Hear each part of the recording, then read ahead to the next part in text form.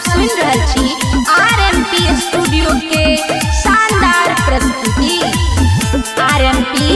अपन लोग अपन गीत। बहुत दुलारू हमर बउआ रे, बहुत दुलारू हमर बउआ रे, धीरे से चलै है कैची नौआ रे, धीरे से चलै है कैची नौआ रे, निछावर में देबो खूब ढौआ रे, निछावर में देबो खूब ढौआ रे, धीरे से चलै है कैची नौआ रे, धीरे से चलै है कैची नौआ रे।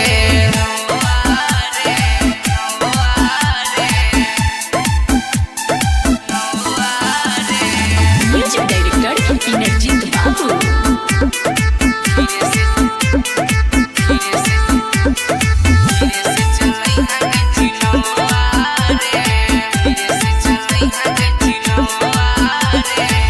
नबका गमछा कुर्ता हजमा मंगलियो धोती संग में से हो तोरे पहिरे बौरे रंग का पियर रंग में, हाँ नबका गमछा कुर्ता हजमा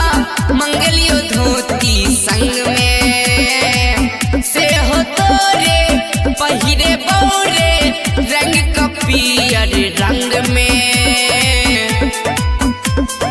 देखतो पूरा गौवा रे, देखतो पूरा गौवा रे, धीरे से चलै है कैची नौआ रे, धीरे से चलै है कैची नौआ रे, निछावर में देबो खूब ढौआ रे, धीरे से चलै है कैची नौआ रे, धीरे से चलै है कैची नौआ रे।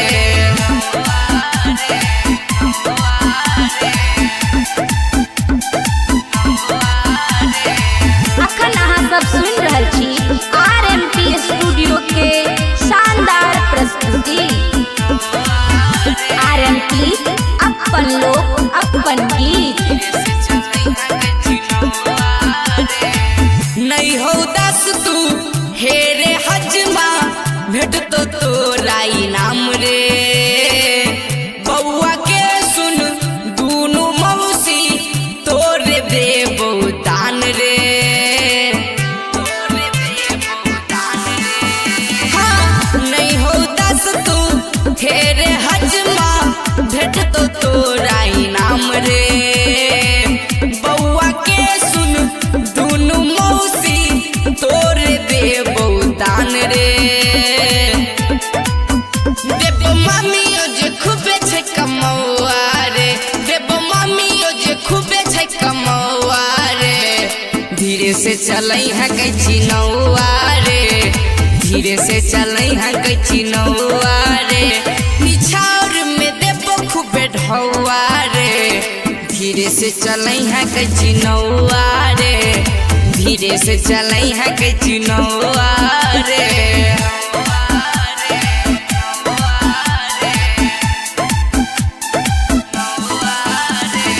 म्यूजिक डायरेक्टर इनरजीत बाबू।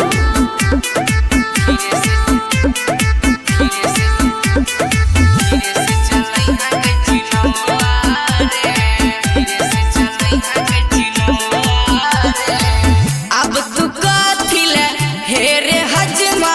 मुँहे न बनेने छ, बउआ के नानी ले अब किया रे तू तो आस लगेने छ,